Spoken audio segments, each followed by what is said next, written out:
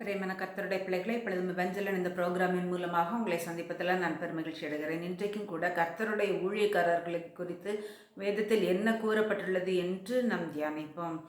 கர்த்தர் தம்முடைய ஊழியக்காரரின் ஆத்மாவை மீட்டுக் கொள்ளுகிறார் என்று சங்கீதம் 34:22 கூறப்பட்டுள்ளது.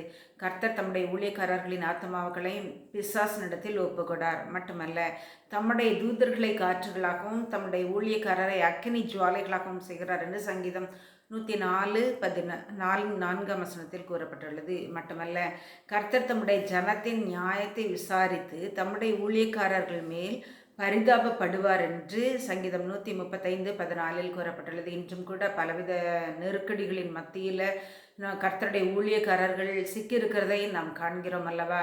கர்த்தர் தம்முடைய ஊழியக்காரர் மேல் பரிதாபப்பட்டு அவர்களுக்காக தம்முடைய யுத்தங்களை செய்வார் என்று வேதம் கூறுகிறது.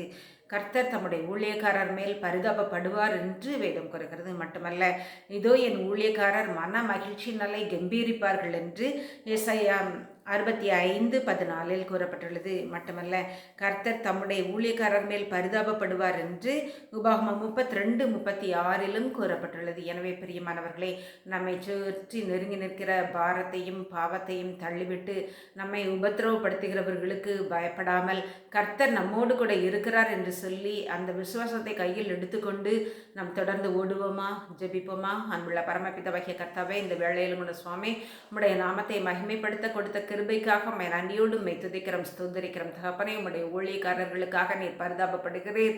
உம்முடைய ஊழியக்காரர்களுக்காக யுத்தங்களை முன்னின்று நடத்துகிறீர். என் தேவனாகிய கர்த்தாவே, உம்முடைய ஊழியக்காரர்களோடு போராடுகிறவர்களை கர்த்தர் சந்திப்பீராக, மனம் திரும்ப செய்வீராக.